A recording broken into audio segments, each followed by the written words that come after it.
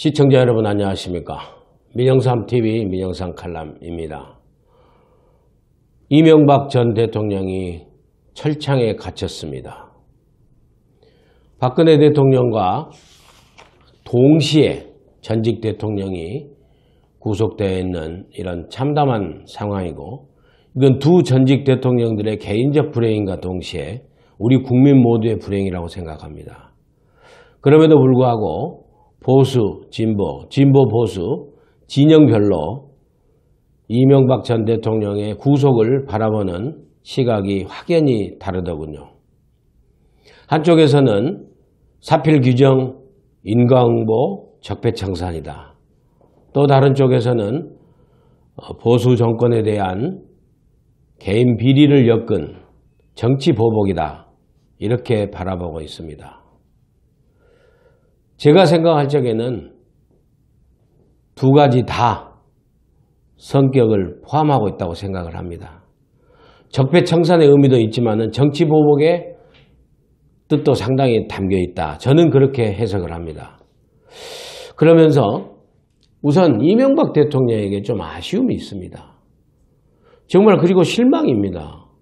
이 정도 상황이었으면은 물론 이제 법원에서 최종 대법원에서 확정 판결이 나와야 되기 때문에 무죄 추정의 원칙이라고 하지만은 공소장에 의하면은 정말 이 정도로 개인 비리가 많은 분이었던가, 역시 짐작대로였구나. 그리고 정말 그 국정원 특활비에 대해서는 여러 가지 생각이 다르고 저도 좀 생각이 다릅니다. 그렇지만은 공천 헌금, 김소남 전 의원 관련해서 공천 헌금 의혹이라든지 또 대통령 재임 중에 개인의 그 사업 비리를 감추고 은폐하기 위해서 권력을 상당히 남용한 그런 측면이 있다든지 이런 부분이 있었으면 MB 대통령 본인이 가장 잘 알았을 거 아니겠습니까? 그 정도면은 국민들에게 정말 진솔되게 일부분을 이실직고하고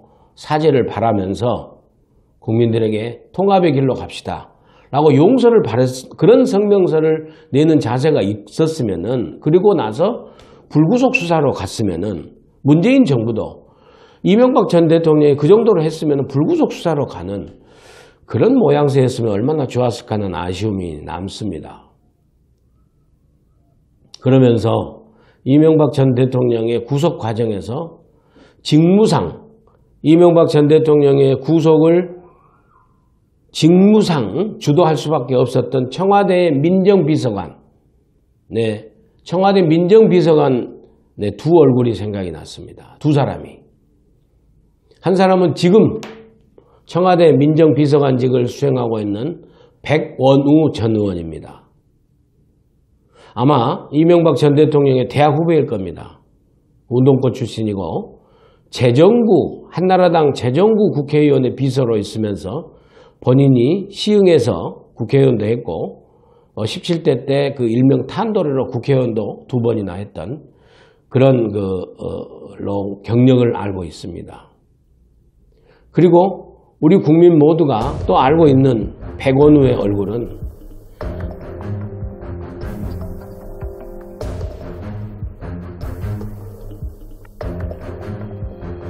노무현 대통령이 자살로 인해서 장례식을 치를 적에 현직 대통령이던 이명박 대통령에게 살인자라고 악을 쓰고 울분을 토했던 그 장본인입니다. 그래서 노무현 대통령의 죽음을 몰고 간 이기한 살인자라고 울분을 토했던 그 백원우 전 의원이 민정비서관이다. 검찰과 사정 업무를 총괄하는 청와대 민정비서관이다. 라고 해서 자꾸 찜찜하게 연결이 됩니다. 그리고 또 한 사람은 우병우 전 비서관.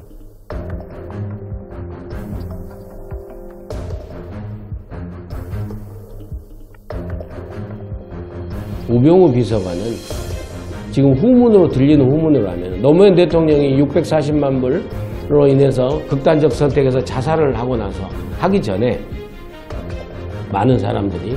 홍준표 대표도 SNS에 글을 올렸더군요. 당시에 불구속 수사를 건의했었답니다.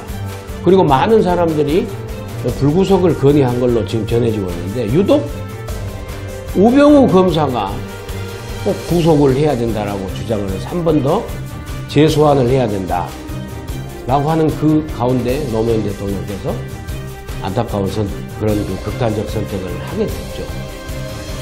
백원우 청와대 비서관, 민정비서관, 우병우 청와대 전 민정비서관, 우병우 박근혜 전 대통령, 이명박 전 대통령 감옥에 있고, 이명박 대통령을 살인자라고 울부짖어했던 백원우 전 의원은 지금 현재 청와대 민정비서관입니다. 여러분, 저는 착잡하게 이런 생각을 해봅니다. 한 정권의 정책적 실패를 그 정권의 최고 책임자인 대통령의 개인 비리를 엮어서 심판을 하게 될 경우에는 남아날 정부가 있겠습니까? 살아남을 대통령이 있겠습니까? 우리 한국적 상황에서 저는 반복된 거라고 봅니다. 그럼 어떻게 해야 되느냐? 이 제왕적 권력을 갖고 있는 제왕적 대통령을 바꾸는 것이 다시는 이런 일이 국민적 불행이 반복되지 않도록 하는 제도 개선의 지름길이다. 직방길이다. 외통수다. 저는 그렇게 봅니다. 문재인 대통령 지금 지지율에 취해서 신선 노름에 도끼자루 썩는지 모른다고 여러분 잘 아시죠? 나무꾼이 산속에 나무를 하러 갔는데 신선 두 분이 바둑을 두고 있었어요. 그래서 그걸 바둑이 재밌어서 구경하고 있다가 이제 집에 가려고 나무를 해서 집에 가려고 도끼를 드니까 도끼 자루가 뿌리를 내려가지고 아주 싹이 나무가 자랐다는 거 아닙니까? 신선 노름에 도끼자루 썩는 줄 모른다라는 중국의 고사입니다. 문재인 대통령 지지율에 취해서 저렇게 일방적으로 제왕적 대통령제를 유지하는 그런 개헌안을 청와대 비서들을 통해서 발표하게끔 하고 여론몰이를 하고 국론을 분열시키고 이제 그만하십시오. 개헌 작업 문재인 대통령 의견을 잘 알겠습니다. 그건 정부의 안도 아닙니다. 정부의 안이 나오려면요. 헌법학자들의 제가 물어봤어요. 정부의 안이라는 것은 국무회의에서 안을 결의해서 나와야 된다는 거예요. 청와대 비서들이 다 만들어가지고 국무회의에서 대충 통과시켜가지고 국회로 보내는 그것은 정부의 발의안이 아니라 문재인 대통령 개인 발의안입니다. 대통령 개인이 발의할 수 있는 것은 위헌입니다. 위헌.